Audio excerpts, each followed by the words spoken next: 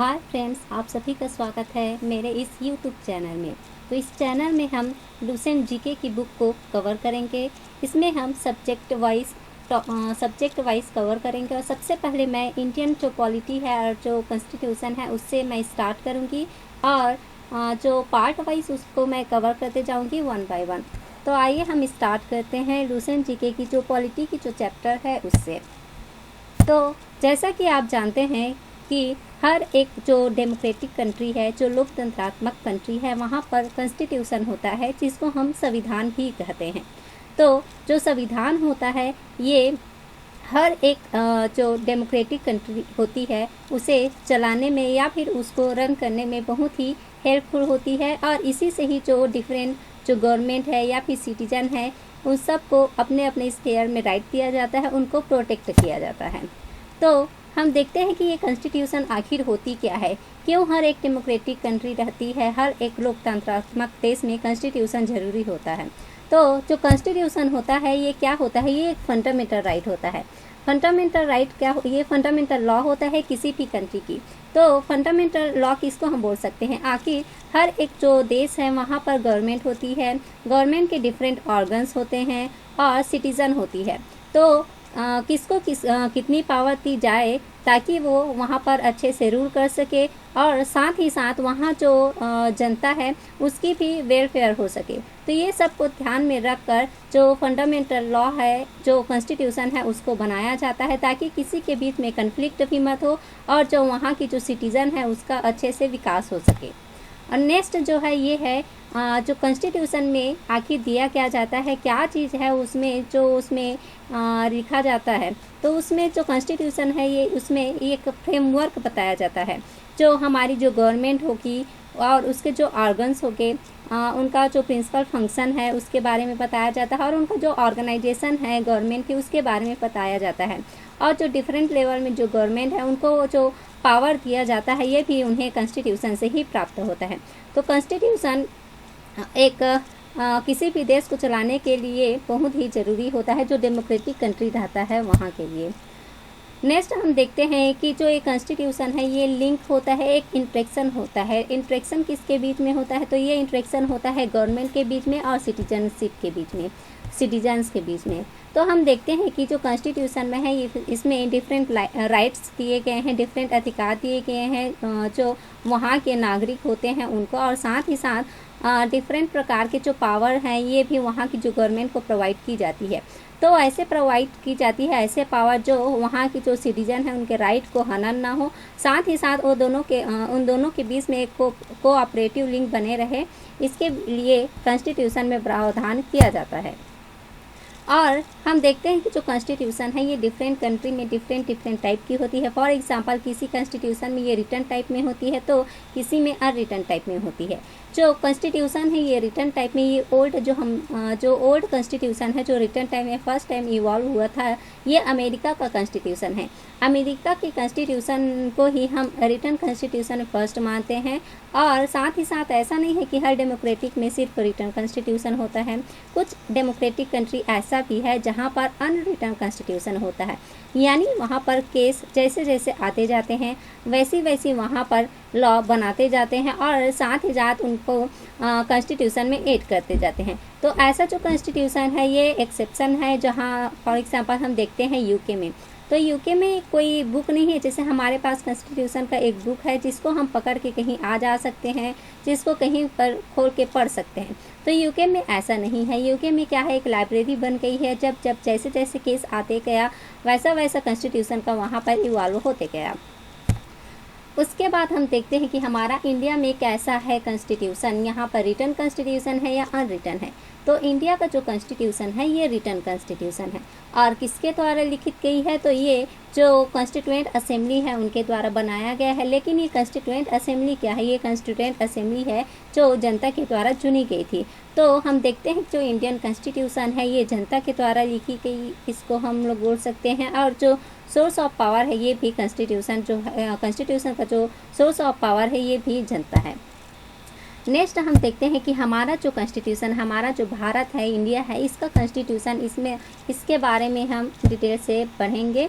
तो हमारा जो कॉन्स्टिट्यूशन है ये फर्स्ट कॉन्स्टिट्यूशन है जो एट प्रेजेंट हम लोग जो देखते हैं कॉन्स्टिट्यूशन, यही हमारा पहला कॉन्स्टिट्यूशन है। और ये जो फ्रेम किया गया है और या फिर जिसको हम लोग अपने आप को इसको दिए हैं, तो ये किसके द्वारा फ्रेम किया गया है? ये पीपल ऑफ इंडिया के द्वारा फ्रेम किया गया है।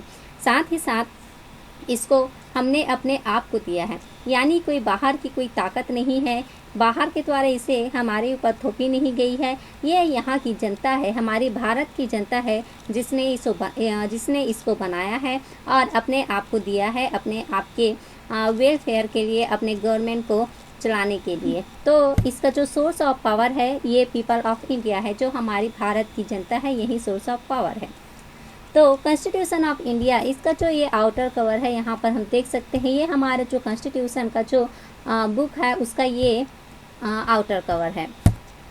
नेक्स्ट हम देखते हैं कि ये जो कॉन्स्टिट्यूएंट असेंबली के द्वारा इसको अडॉप्ट कब की गई, इसको बनाया कब गया। तो कॉन्स्टिट्यूएंट असेंबली के द्वारा इसको 26 नवंबर 1949 को अडॉप्ट किया गया था। 1949 को जो कॉन्स्टिट्यूशन है ये बनकर तैयार हुआ था। हमारा जो भारत का कॉन्स्टिट्यूशन है ये इस दिन बनकर तैयार हुआ था और इसी दिन जो कॉन्स्टिट्यूएंट असेंबली है उसने वहाँ पर जितने भी मेंबर थे उन्होंने इस पर साइन किया और इसे अडॉप्ट किया, इनेक्ट किया। लेकिन हम ये भी देखते हैं कि जो हमारा जो कॉन्स्टिट्यूशन है ये 26 नवंबर 1949 को पूरी तरीके से अडॉप्ट नहीं किया गया था, इसे बाद में अडॉप्ट किया गया। तो इसे 26 जनवरी है 1950 में इसको उस दिन अडॉप्ट किया था। ये फुल ऑपरेशन में आया था और फुली इसको इफेक्ट किया गया था 26 जनवरी में। और जो 26 नवंबर है इसको सिर्फ जो उसका कुछ पार्ट है उसी को हमने इनेक्ट किया था 26 नवंबर को। ये फुली जो ऑपरेशन में हुआ, इसका फुल ऑपरेशन हुआ या फिर ये फुल इफेक्ट में कब आया, तो ये आया 26 जनवरी 1950 को। और इसके बाद देखते हैं कि और ये इसके जो पीछे है जो 26 जनवरी 1950 को हमने इसे अडॉप्ट किया है, तो इसको हम लोग रिपब्लिक डे के रूप में मनाते हैं। हर साल इसको हम रिपब्लिक डे के रूप में मनाते हैं। तो आखिर इसके पीछे ऐसा क्या था, इसी दिन को चुना गया कि इसको ऑपरेट करने के, इसको इफ़ेक्ट में लाने के लिए। तो 1929 में अगर हम हिस्ट्री में देखते हैं कि 1929 में क्या हुआ था, 1929 में कांग्रेस का अधिवेशन हुआ था। उसमें ये घोषणा की गई थी कि जो 26 जनवरी 1930 होगा उस दिन से हम पूर्ण स्वराज की घोषणा करेंगे और स्वाधीनता दिवस मनाएंगे। इसी के लिए उस दिन झंडा भी फहराया गया था। तो उस दिन को याद करने के लिए, उस दिन को यादगार बनाने के लिए हमने ये जो 26 जनवरी को चुना कि इसी दिन हम अपना जो संविधान है उसको इनेक्ट करेंगे। और इसी दिन को 26 जनवरी 1950 को हमारा संविधान इनेक्ट हुआ और इस दिन को रिपब्लिक डे के रूप में मनाया जाता है। ओरिजिनली जो हमारा कॉन्स्टिट्यूशन है क्या अब भी वैसी ही है, यानी जो स्टार्टिंग में जितने प्रोविज़न थे, कितने आर्टिकल्स थे या जो भी शेड्यूल्स थे कॉन्स्टिट्यूशन में, क्या अब भी प्रेजेंट टाइम में उतना ही है? तो बिल्कुल नहीं। ये टाइम टू टाइम हमारा जो पार्लियामेंट है उसको पावर दी गई है कि टाइम टू टाइम हमारा कॉन्स्टिट्यूशन को चेंज कर सकते हैं, नए पार्ट ऐड कर सकते हैं और जो पुराने कुछ पार्ट्स को डिलीट कर सकते हैं, नए प्रोविज़न ऐड कर सकते हैं। ये सारी शक्तियाँ हैं ये पार्लियामेंट को दी गई है।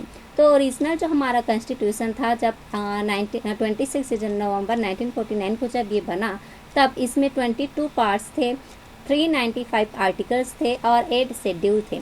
लेकिन टाइम टू टाइम इसमें पार्लियामेंट ने इसमें चेंज किए और प्रेजेंट में हम देखते हैं कि इसमें 25 पार्ट्स हैं, 465 आर्टिकल्स है एंड 12 शेड्यूल है। तो कोई भी कॉन्स्टिट्यूशन है किसी भी देश का, यदि हम उसको रिजिड बना देते हैं, यानी जिस टाइम वो जैसा बना है यदि उसी टाइम से हम उसमें चेंज नहीं कर सकती यदि फ्यूचर में, तो एक रिजिड कॉन्स्टिट्यूशन हो जाता है। उसमें क्या होता है वो फिर एक ओल्ड पैटर्न में हो जाता है, यानी न्यू जो मॉडर्न टाइम में जो जनता की जो नीड है उसको फुलफिल नहीं कर पाती है। इसीलिए हमारे कॉन्स्टिट्यूशन में ये प्रावधान किया गया कि जो जनता है यदि मॉडर्न टाइम के हिसाब से उसमें कुछ जैसा जो सोशल और जो भी इकोनॉमिकल या फिर कुछ भी जो चेंज होता है या फिर गवर्नेंस में, तो चेंज कर सकते हैं यदि उनकी जो नीड है उसके हिसाब से। तो इसीलिए हमारा जो कॉन्स्टिट्यूशन है ये टाइम टू टाइम इवॉल्व हो रहा है और ये एट प्रेजेंट में इसमें जो आर्टिकल्स हैं या फिर जो पार्ट्स हैं, शेड्यूल हैं, ये चेंज होकर 25 पार्ट्स में डिवाइड है, 465 आर्टिकल्स है, तो 12 शेड्यूल है। तो आज के लेसन को हम यहीं समाप्त करते हैं। अगले लेसन में हम देखेंगे जो हमारा कॉन्स्टिट्यूशन है, हमारा जो संविधान है, आखिर ये इवॉल्व कैसे हुआ। एक दिन में किसी भी देश, एक दिन की तो ये बात नहीं होगी कि एक दिन सब बैठे और हमारा कॉन्स्टिट्यूशन बन गया। इसे बनने में बहुत टाइम लगा था। ये धीरे धीरे इवॉल्व हुआ था और इसका जो इवोल्यूशन है, इसका प्रोसेस हम अगले दिन पढ़ेंगे। तो यदि आपको मेरा ये जो वीडियो है पसंद आया और आपने इसे एंजॉय किया तो प्लीज़ लाइक एंड सब्सक्राइब करना ना भूलें। Thank you.